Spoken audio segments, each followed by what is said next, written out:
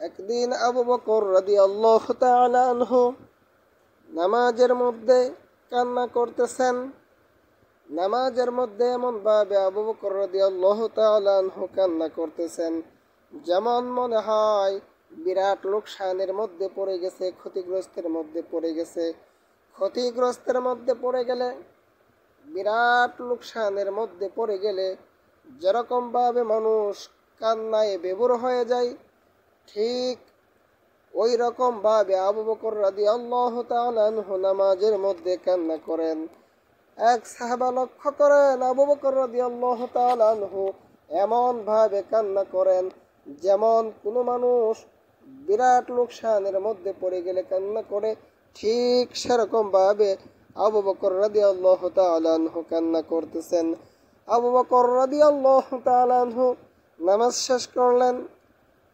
সাহাবা জিজ্ঞাসা করলেন, হে আবু বকর, নামাজের মধ্যে আপনি এমন ভাবে কান্না করলেন কিসের জন্য?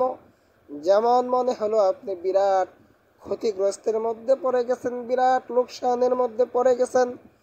আবু বকর রাদিয়াল্লাহু তাআলা আনহু বলেন, নামাজের মধ্যে আমি এমন একটা আয়াত তেলাওয়াত করলাম, সে আয়াতের তেলাওয়াত করার কারণে সে আয়াতটা আমার চোখের পানি চলে আসলো।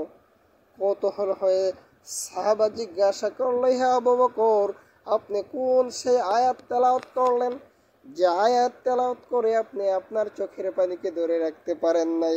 আবু বকর রাদিয়াল্লাহু তাআলা আনহু বলেন, ইন্নাল্লাহা আশতারা মিনাল মুমিনিনা আনফুসাহুম ওয়া আমওয়ালাহুম বিআন্না লাহুমুল জান্নাহ ইয়াকাতিলুনা ফি সাবিলিল্লাহ يقاتلون في سبيل الله فيقتلون ويقتلون।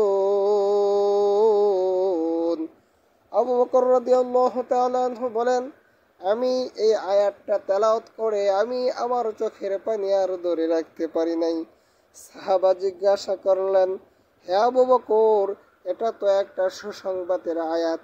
এই আয়াত তেলাওয়াত করে তো আপনার খুশি হওয়ার কথা ছিল, আপনি কান্না করলেন। আবু বকর রাদিয়াল্লাহু তাআলা আনহু বলেন, হে সাহাবা, আমি একজন কাপড়ের ব্যবসায়ী, আমি কাপড়ের ব্যবসা করি। কিছুদিন আগে আমার কাছ থেকে একজন ক্রেতা একটা কাপড় ক্রয় করে নিয়েছিল। আজ ওই ক্রেতা কাপড়টা ফিরিয়ে দিয়ে বললেন, হে আবু বকর, আপনার কাপড় আমার পছন্দ হয় নাই, আপনার কাপড় ফেরত নেন আর আমার মুনাফা ফেরত দেন। কিয়ামতের ময়দানে যদি আল্লাহ তাআলা আমাকে বলেন, হে আবু বকর, তোমার জান আর মাল আমার পছন্দ হয় নাই, তোমার জান আর মাল ফেরত নাও, আমি আমার জান্নাত তোমাকে দিব না। সে সময় যে আমি ক্ষতিগ্রস্তের মধ্যে পড়ে যাব, সেদিকে লক্ষ্য করে আমি আমার চোখের পানিকে আর ধরে রাখতে